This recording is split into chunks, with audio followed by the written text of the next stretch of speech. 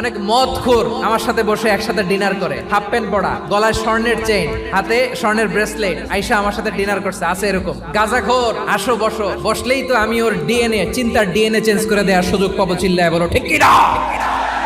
আমার অনেক হিন্দু পরিচিত ভাই আছে, ওরা আমাদের ইফতারির প্রোগ্রামে এসে একসাথে ইফতারি করে। বিশ্বনবী ইহুদির বাড়িতে গেলেন, আর আমার মুসলমান ভাই আমার কাফের বলে, এরকম আছে না নাই?